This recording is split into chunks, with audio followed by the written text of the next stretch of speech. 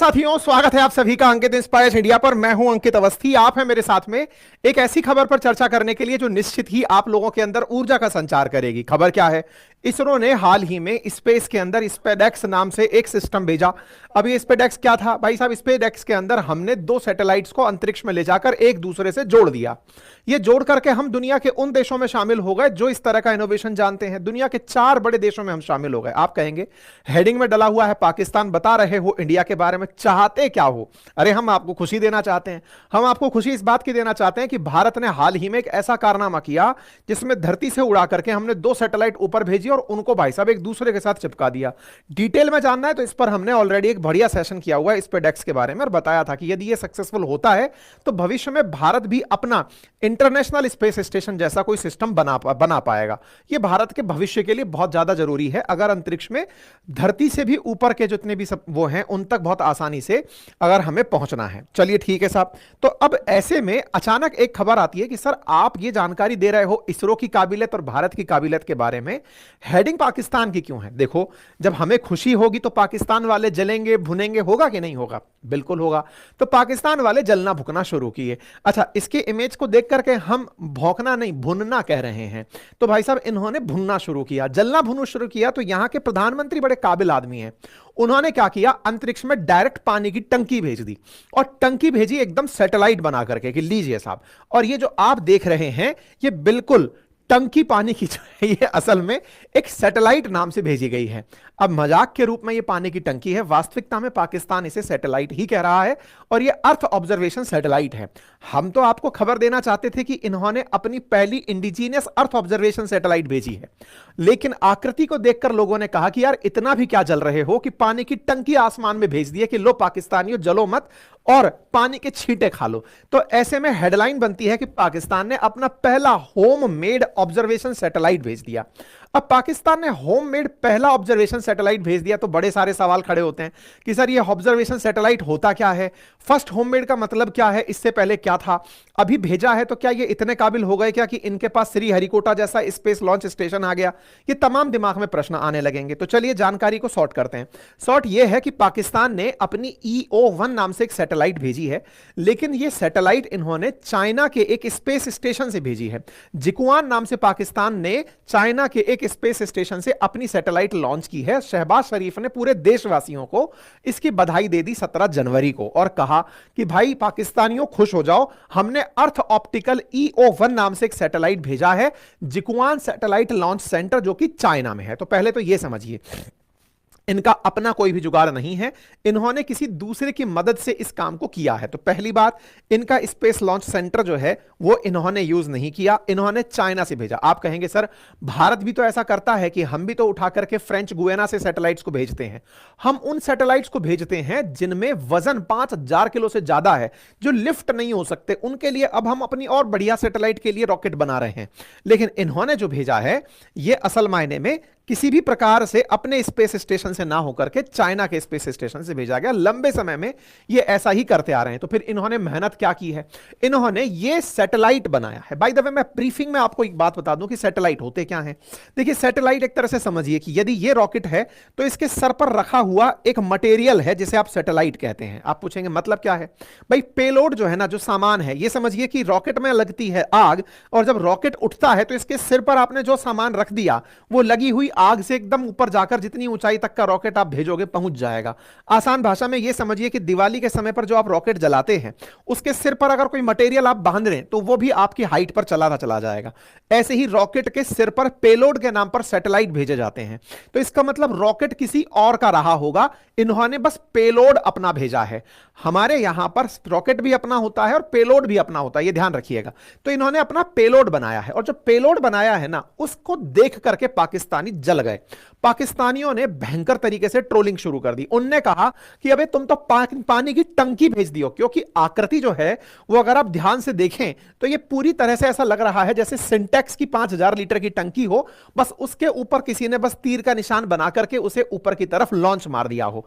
इन दो को अगर कंपेयर करोगे तो लोगों में क्यूरोसिटी इस बात की है कि अरे पाकिस्तानियों हो क्या गया है, इतना भी क्या जलना था कि तुम इसकी जगह टंकी के ऊपर ही बस कैप लगा करके उसे लॉन्च मार दिए हो। ठीक है साहब, लोग इसके ऊपर अपनी अपनी तरफ से देखने के लिए शुरुआत कर दिए, लोग इनके मीम बनाना, मजाक लेना शुरू कर दिए। कुछ ने तो इतना तक कर दिया कि जो पैराशूट अपना जो ऑयल आता है ना, उससे कंपेयर करा के कि भाई आकार में तो बिल्कुल वैसा ही दिख रहा है, इन्होंने वही बेच दिया है।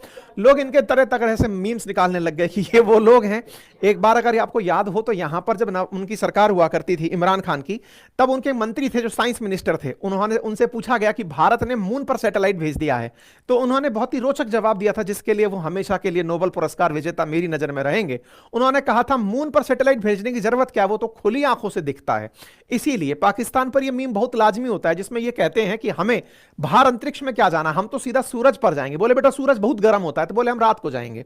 तो ये है वो पाकिस्तान। खैर जो भी है, फिलहाल के लिए पाकिस्तान की सब तरफ से मजाक बन रही है, और ऐसी मजाक के अंदर कुल मिलाकर लोगों को घबराना नहीं है वाला संदेश इमरान खान का याद आ रहा है। चलिए कोई बात नहीं। ऐसे में एक बड़ा मीम और निकल कर आया कि कहीं ऐसा तो नहीं है कि फ्रस्ट्रेट होकर के तुम लोग पानी छिड़क के और पानी छिड़क करके अपने साइंटिस्ट्स को बाहर निकाल दोगे। साइंटिस्ट बाहर निकालने की जब बात आती है तो बड़ा सवाल यह निकलता है कि पाकिस्तान में वैसे भी मास स्केल पर लोगों को बाहर निकाला जा रहा है, नौकरी से बाहर निकल रहे हैं। आप इधर देख सकते हैं कि यहां की कैबिनेट ने अप्रूव किया restructuring of ministry science and technology, workforce को 30% तक कम करने की खबर है। दुनिया भर के अंदर यह खबर चल रही है क्योंकि आज के जमाने पर जॉब की कटिंग्स हो रही हैं, क्योंकि इनोवेशन समय लेता चला जा रहा है।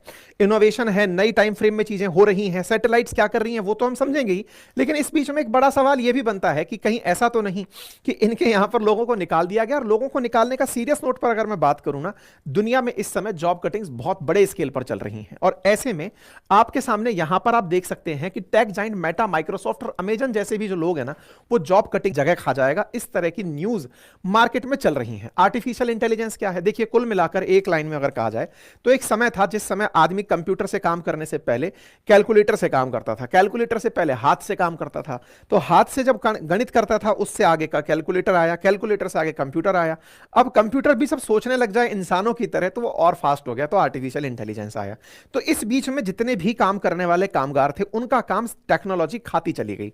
तो आने वाले समय में एआई जिन्हें आता होगा, आर्टिफिशियल इंटेलिजेंस जिन्हें आता होगा, वो आने वाले समय में जॉब के लिए काफी उपयुक्त होंगे। अब चाहे वो सेल से बिलोंग करते हो या मार्केटिंग से, ऑपरेशन से बिलोंग करते हो या एचआर से, आपको जिस भी प्रकार का रोल पसंद हो, चाहे आप टेक रोल्स में हो, फ्रीलांसर हो, एंटरप्रेन्योर हो या किसी भी रोल में हो, अगर आप भी चाहते हैं कि आप आर्टिफिशियल इंटेलिजेंस का उपयोग करना सीखें, तो इसके लिए प्रॉपर एक चैट जीपीटी की ट्रेनिंग अपने ऑडियंस के लिए रखी गई है, बिल्कुल फ्री ऑफ कॉस्ट है।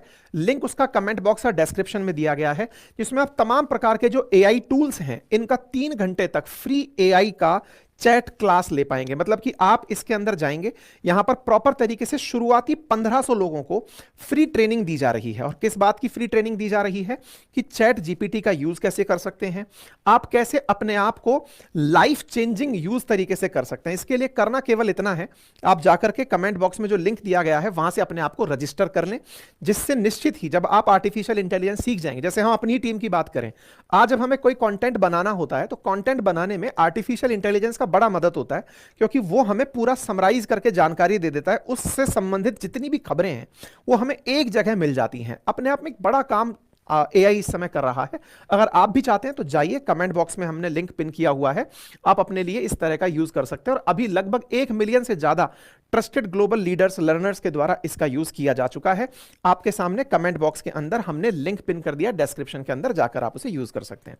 साथियों, इंटरेस्टिंग आपके सामने अब कहानी क्या है कि इन्होंने जो सैटेलाइट भेजी, ये सैटेलाइट भेज तो दी, लेकिन जैसे हमारे यहां इसरो है, इनके यहां क्या है, इनके यहां पर space and upper atmosphere research commission, जिसका नाम है सुपारको, वो सुपारको है। और उसने शुक्रवार के दिन ये सैटेलाइट जियोक्वान सैटेलाइट लॉन्च सेंटर से लॉन्च की थी। अच्छा, अब ये पहली स्वदेशी है, इसका मतलब क्या है? इसका मतलब ये नहीं है कि इन्होंने कभी सैटेलाइट लॉन्च नहीं की है। पाकिस्तानियों ने सैटेलाइट लॉन्च की हैं।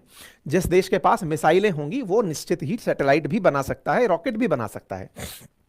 लेकिन साइंस के प्रति इनका जो इंक्लिनेशन है, यानी कि ग्रोथ के प्रति जो इनका इंक्लिनेशन है, वो बड़ा ही मतलब इस प्रकार का है कि वो इस बात को तवज्जो ही नहीं देते कि कितनी आवश्यकता है फ्यूचर के लिए स्पेस की। ये वही लोग हैं जो पनवाड़ी की दुकान पर खड़े होकर कहते हैं इतना करोड़ रुपया सैटेलाइट पर खर्च कर दिया, इससे अच्छा तो सड़क बना देते या अस्पताल बना देते।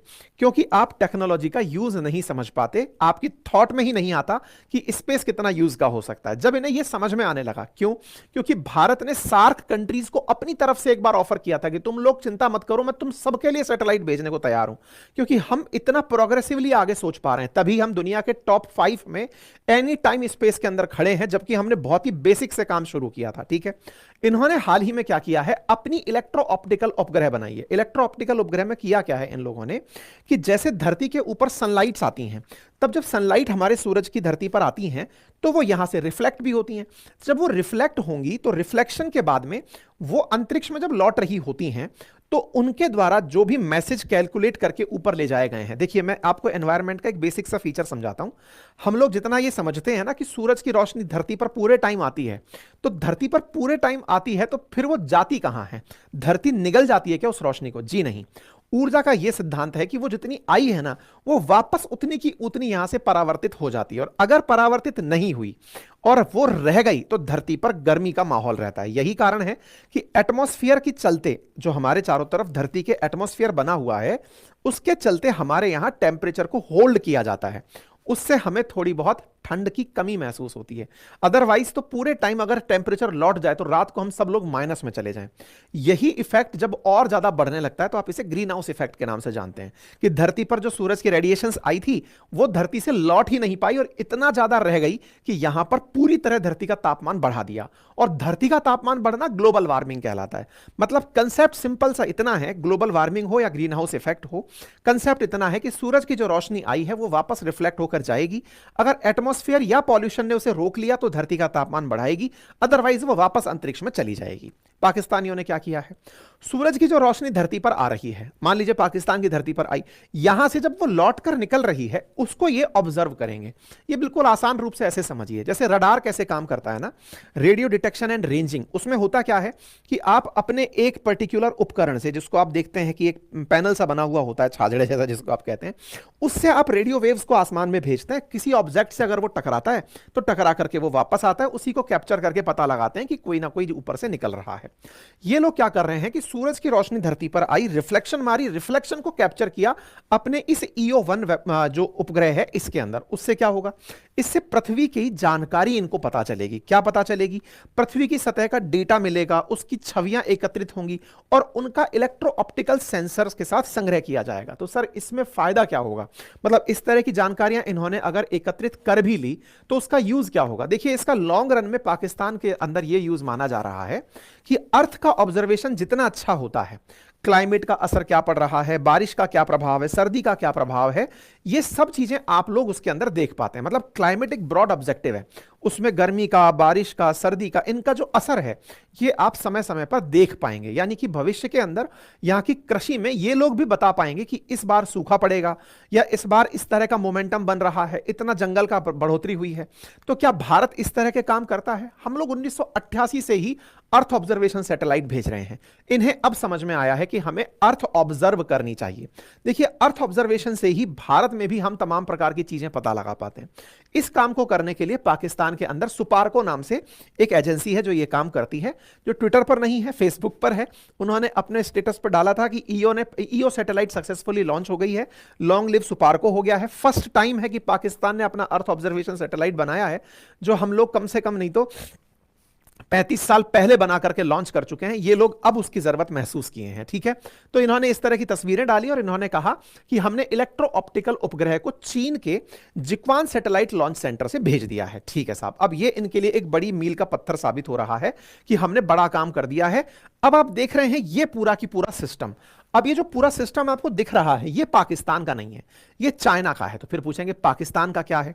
तो देखिए, पाकिस्तान के जो सुपारको के अध्यक्ष हैं, जिनका नाम मोहम्मद यूसुफ खान है, उन्होंने अपनी तरफ से इंफॉर्मेशन दी यहां पहुंच करके, चाइना पहुंच करके, कि देखो साहब, ये जो सैटेलाइट जा रहा है ना, ये तो ऊपर बैठकर जा रहा है, नीचे का जो रॉकेट है ये चाइना वालों का है। चाइना वालों का कौन सा है? चाइना वालों का लॉन्ग रेंज 2 नाम का सैटेलाइट सिस्टम है। इसका नाम है लॉन्ग मार्च 2D। लॉन्ग मार्च 2D नाम का रॉकेट है, उसके ऊपर पाकिस्तानी सैटेलाइट रखा हुआ है। तो क्या केवल एक इनका ही सैटेलाइट गया है? नहीं, इसके साथ साथ इन्होंने टियानलू 1 और लांतान 1 सैटेलाइट भी इसी लॉन्ग मार्च से भेजे हैं।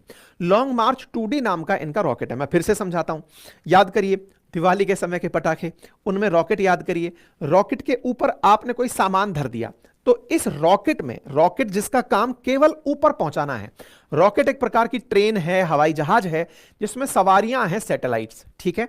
तो यहां पर जो सैटेलाइट्स रखी गई हैं वो 3 रखी गई हैं। लॉन्ग मार्च 2D के अंदर जो सवारियां बिठाई गई हैं वो 3 हैं। एक पाकिस्तान की हो गई EO-1, इसके अलावा 2 और हो गई, और वो 2 चाइनीज हैं जिनका नाम तियानलू-1 और लैंतैन-1 है, वो भी इसके साथ भेजी गई। सर तो क्या एक रॉकेट पर इतनी सारी सवारियां भेजी जा सकती हैं? भेजी हैं इन्होंने, और सक्सेसफुली इनको अंतरिक्ष में प्लेस कर दिया है। कहां भेजी हैं सर? ये लो अर्थ ऑर्बिट में गई हैं। लो अर्थ ऑर्बिट क्या है? देखिए, अर्थ धरती है, धरती के ऊपर चक्कर काटने के लिए अलग अलग पैरामीटर्स हैं। धरती के बहुत नजदीक से 2000 किलोमीटर तक जैसे ही आप स्पेस में एंट्री मारते हैं, उसके बाद से 2000 किलोमीटर तक लो अर्थ ऑर्बिट है, और 35,000 किलोमीटर पर हाई अर्थ ऑर्बिट है। 35,000 और 2000 के बीच में मिड अर्थ ऑर्बिट है। तो इन्होंने लो अर्थ ऑर्बिट में भेजी हैं। ये सैटेलाइट पूरे टाइम पाकिस्तान पर चक्कर नहीं काटेंगी, धरती पर चक्कर काटेंगी। जब जब पाकिस्तान के ऊपर से निकलेंगी, पाकिस्तान की सूचना निकालकर पाकिस्तानियों को बताती रहेंगी, ठीक है। कहां से भेजा गया है? जिकुआन सैटेलाइट लॉन्च सेंटर से भेजा गया है। ये कहां है?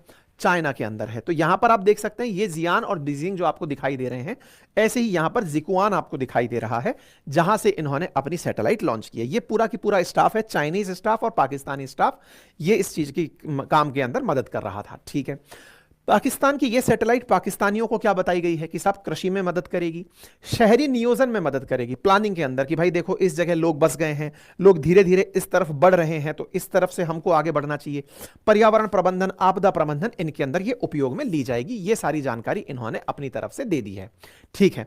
तो अब सवाल कुछ तरह से पाकिस्तानियों के द्वारा इस तरह से किए गए, क्योंकि हर कोई ज्ञानी हो जरूरी नहीं है। पाकिस्तान में कुछ अथा ज्ञानी लोग भी बैठे हैं जो कह रहे हैं देखो भारत वालों, हमने तो अपनी स्वदेशी भेज दी, तुम तो कुछ शर्म करो। तो वो जो अनपढ़ जाहिल लोग हैं उनको बताने की आवश्यकता है कि भारत अर्थ ऑब्जर्वेशन सैटेलाइट 1988 से भेज रहा है, और 1988 से भेजते भेजते अब हमने जब पेज निकाला इसरो का, तो उसमें 5 पेज तक तो केवल हम अर्थ ऑब्जर्वेशन सैटेलाइट की ही जानकारी दे रहे हैं कि हम कितनी सैटेलाइट भेज चुके हैं। 44वें नंबर तक अभी आपको यहां विजिबल है, ऊपर के जो नंबर है वो विजिबल नहीं है, ठीक है।